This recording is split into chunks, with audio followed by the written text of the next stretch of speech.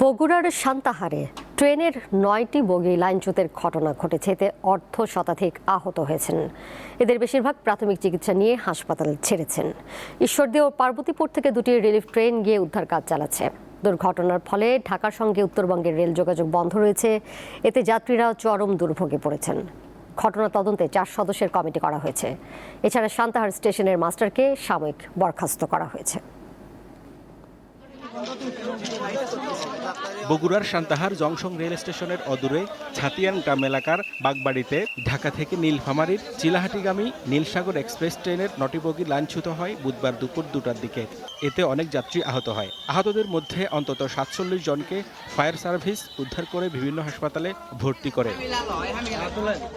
প্রত্যক্ষদর্শীরা জানান, বুধবার সকাল থেকে ওয়েম্যানরা ওই স্থানে রেল লাইন মেরামতের কাজ শুরু করে। দুপুর 2টার দিকে ঢাকা থেকে নীলফামারীর চিলাহাটিগামী নীলসাগর এক্সপ্রেস ট্রেনটি সান্তাহার স্টেশন ছেড়ে আসলে ওয়েম্যানরা ট্রেনের চালককে লাল কাপড় দেখায়। তবে ট্রেনের লোকোমাস্টার সেটি খেয়াল না করার কারণে মেরামত করার ওই অংশটুকুর তীব্র গতিতে পার হলে বিকট শব্দে ট্রেনের 9টি বগি লাইনচ্যুত হয়। ঘটনার পর থেকে ট্রেনের লোকোমাস্টার পলাতক রয়েছে। এখন পিরিয়ড হোক রেগুলার বা হেভি, প্রয়োজন মতো কনফিডেন্স আছে রেডি। Play with confidence.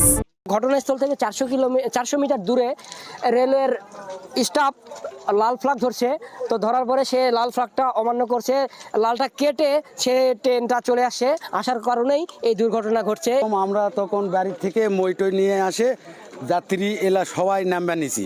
দুর্ঘটনার কারণে ঢাকা, খুলনা ও রাজশাহী থেকে জয়পুরহাট, দিনাজপুর, ঠাকুরগাঁও, পঞ্চগড় ও নীলফামারী সহ বেশ কয়েকটি জেলার সঙ্গে ট্রেন চলাচল বন্ধ রয়েছে। আহতদের বেশিরভাগ চিকিৎসা নিয়ে ফিরে গেছেন বলে জানিয়েছে রেল কর্তৃপক্ষ। যেটা হয়ে গেছে সেটা তো অবশ্যই হওয়া উচিত হয়নি প্রথম কথা। কারণ যেহেতু পরবর্তী যেন লোকজন যতক্ষণই কম, যদি আমাদের চেষ্টা আমাদের একটু কম কষ্ট পায়, সেটা আমাদের এই ক্ষেত্রে আমাদের একটা সার্থকতা হবে। আর কেন ঘটলো সে তদন্ত টিম তদন্ত করে বের করবে। অপরদিকে বুধবার সন্ধ্যা 7টার পর পাকশী থেকে একটি উদ্ধারকারী ট্রেন গিয়ে লাইনচ্যুত বগিগুলো উদ্ধারের কাজ শুরু করেছে।